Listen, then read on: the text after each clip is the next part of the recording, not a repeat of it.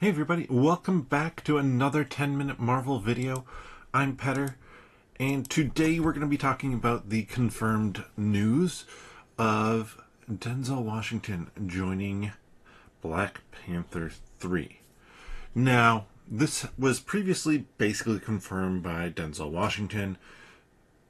However, Ryan Coogler has now also confirmed that there's a role for Denzel in Black Panther 3. And that, of course, begs the question, who could Denzel be playing? Now, I think there's a few things to consider with this, and if you punch in who's Denzel playing or possible characters into Google, one of the things they come up with is it could be playing a multiversal character. I don't think that's going to be the case.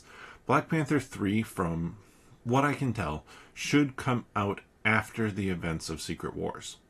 So that probably means early 2028 at the soonest, maybe late 2028. I don't think it will go out to 2029. That seems like one that they'll probably drop shortly after, since the Black Panther movies tend to do pretty well at theaters.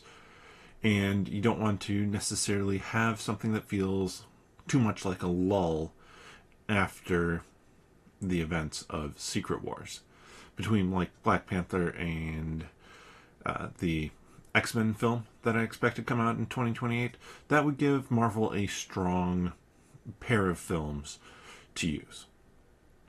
So, if that's not the case, who else could he be playing? Now, with the multiverse, it's very possible.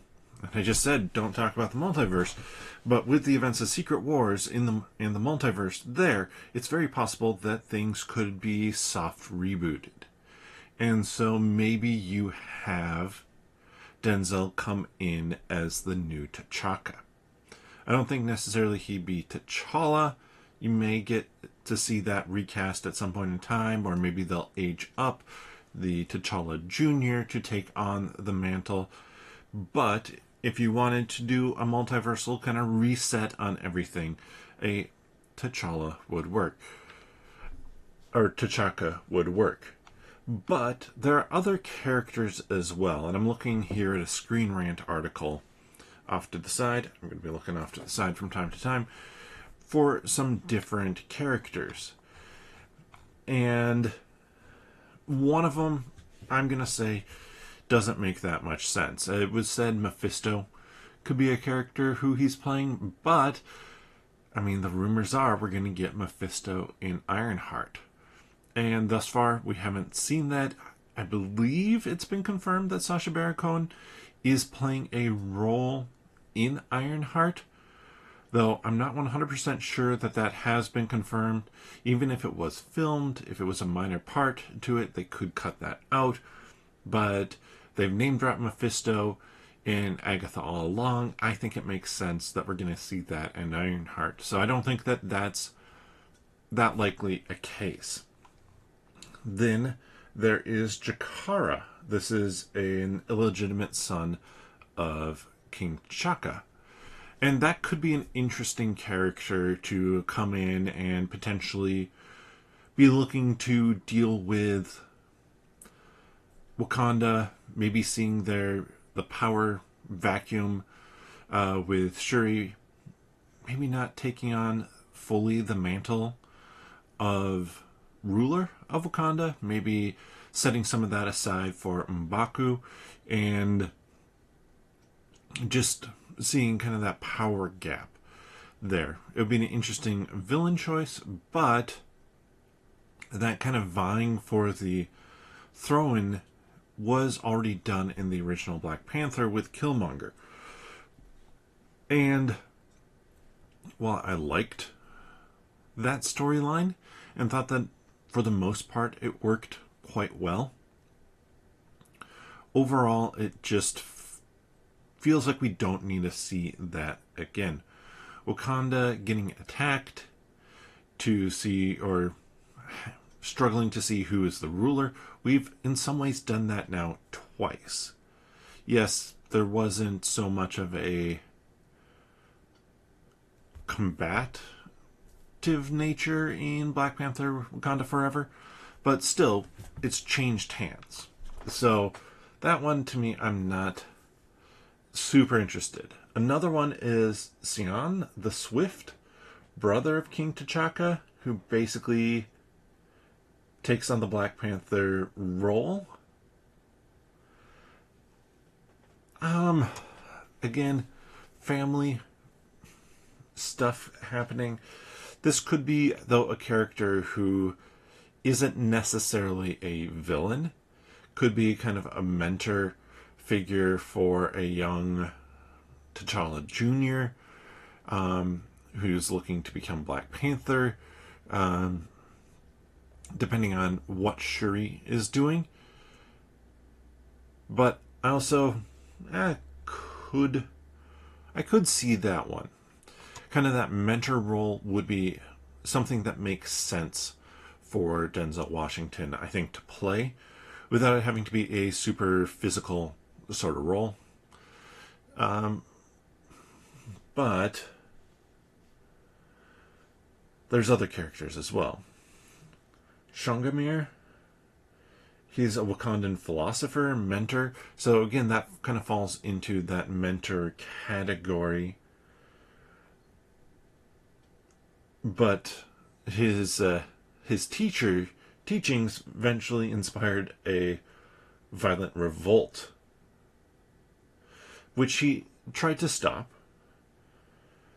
But that would be an interesting thing. Like if he's a mentor potentially to Shuri as Black Panther and as ruler, but when things don't work too well, his previous philosophies are brought up, and he has to kind of help stop that. That would give him a fairly important role, while still not being the main character and also still not being the main villain of everything.